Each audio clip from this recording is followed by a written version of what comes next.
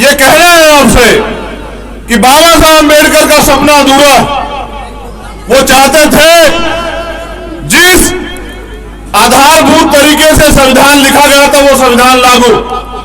आज हमारे लोग मंच सजाते हैं, बाबा साहब की जयंती मनाते हैं, लेकिन बाबा साहब का जो सपना है उसको पूरा करने के लिए जिम्मेदारी से काम नहीं कर रहे। मेरे शोषित वंचित समाज के लोगों, बाबा साहब अम्बेडकर तो मूर्ति पूजा के पूर्णकालिक विरोधी थे। वो तो ये चाहते थे कि इस देश में विज्ञान की बात हो, ज्ञान की बात हो, इस देश के तमाम लोगों को जाति धर्म के आधार पर जो अन्याय अत्याचार सहना पड़ता है वो खत्म हो जाए। मैं अपना दर्द आपसे इसलिए कह रहा हूं क्योंकि मेरे आज भी याद है भूलगढ़ी का वो पलकन और वो रात, और जिस तरह का अन्याय हाथरस में मेरी बहन को सहना पड़ा था, वो आज भी जख्म मेरे हरे हैं।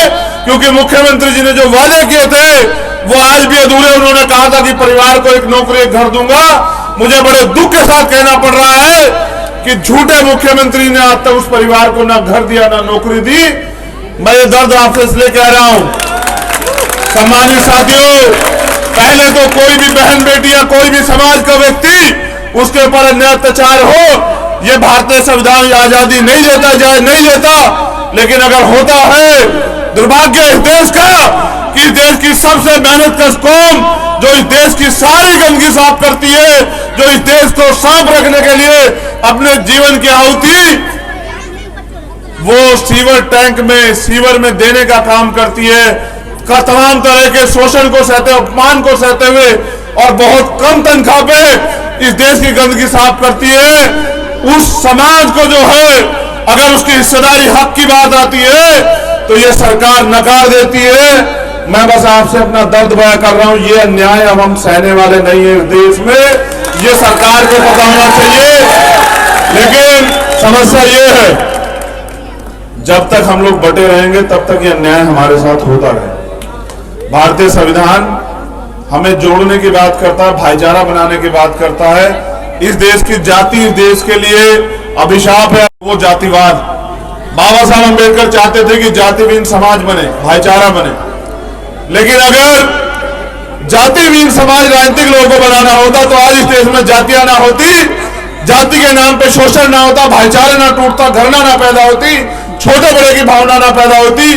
ये सब चीजें इसलिए की गई है कि कुछ लोगों को शासन सत्ता चलाने का अधिकार बना रहे।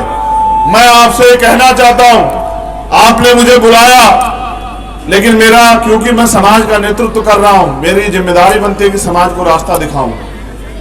जिम्मेदार साथियों, बाबा साहब अम्बेडकर का सपना अधूरा। उन्होंने आग्रह किया, आपके बराबर में आग्रह पड़ता है, इस धरती पे कहा था।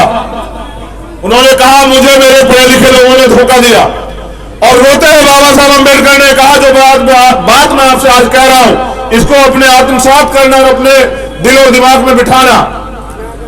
उन्होंने कहा बड़ी मुश्किल से मैं इस कारवा को तमाम तरह के अपमान परेशानियां सहते, बड़ी मुश्किल से मैं इस कारवा को यहां तक लेके आया हूं। अगर आप इसको आगे नहीं ले जा सकते तो इसको पीछे मत जाने देना। तालियां बजाने की बजाय मेरी बात पे गौर करना। आप नौजवान हो, देश की रीढ़ हो, और आने वाले कल में समाज का, इस देश का नेतृत्व करोगे। और इस समाज से जो है बड़े बड़े पहले भी ताकतवर विद्वान बाबा साहब अम्बेडकर के रूप में निकले। बाबा साहब अम्बेडकर ने कहा कि तमाम तरह की परेशानी अपमान सहकर भी बड़ी मुश्किल से मैं इस कारवा को यहां तक लेके आ पाया। अगर आप इसको आगे नहीं ले जा सकते तो इसको पीछे मत जाने देना।